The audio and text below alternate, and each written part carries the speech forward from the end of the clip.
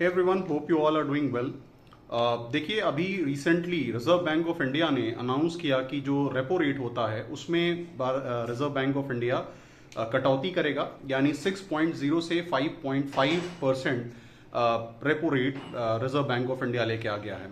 अब repo rate का मतलब होता है वो रेट जिस रेट पे reserve bank of India commercial banks को लोन ऑफर करता है।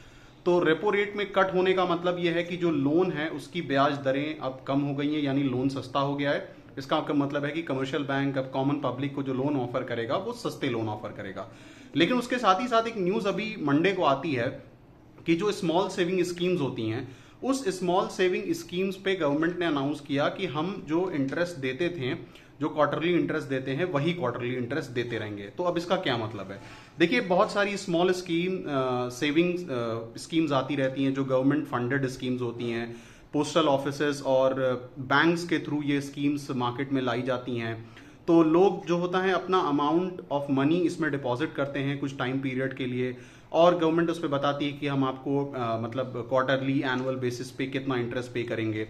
जैसे मान लीजिए कि इसमें पब्लिक प्रोविडेंट फंड होता है, या फिर नेशनल सेविंग सर्टिफिकेट्स होते हैं, सुकन्या समृद्धि योजना हो गया है, किसान विकास पत्रा हो गया, पॉमिस हो गया यानी post office monthly income scheme हो गया, या फिर सीनियर सिटीजन सेविंग स्कीम हो गया। अब इसका अलग अलग टाइम फ्रेम है, किसी का 5 साल है, किसी का 10 है, किसी का 15 साल है, अलग अलग है और अलग अलग तरीके से उस पर उनको इंटरेस्ट मिलता है। अब इन स्कीम्स में एक बड़ा बेनिफिट होता है कि कुछ स्कीम्स तो ऐसी होती हैं जो टैक्स एग्जेम्प्टेड होती हैं, यानी अगर ये स्कीम्स आप होल्ड कर रही हैं तो आपको टैक्स पे करने की जरूरत नहीं है। अब गवर्नमेंट ने इस पे इंटरेस्ट दर जो ब्याज दरें थी उस पर कोई भी कमी क्यों नहीं की? उसके पीछे एक बहुत बड़ा रीजन थी कि गवर्नमेंट चाहती नहीं थी कि पब्लिक डिमोटिवेट हो, यानी वो लोग जो इन स्कीम्स को परचेज करके पैसा देते हैं 5, 10, 15 सालों के लिए, वो लगातार पैसा देते रहें और हम उन पे कोई भी इंटरेस्ट उनका कम नहीं करेंगे। इसमें एक गवर्नमेंट का भी तो बहुत बड़ा ऑब्जेक्टिव ये है कि गवर्नमेंट ये फंड को यूटिलाइज कर लेता है अपने फिजिकल डेफिसिट को फाइनेंस करने के लिए। यानी बजट में, अभी लास्ट बजट में बताया गया कि सरकार ने इन स्मॉल सेविंग्स से 3.43 लाख करोड़ अपने फिजिकल डेफिसिट को मैनेज करने के लिए यूज किया।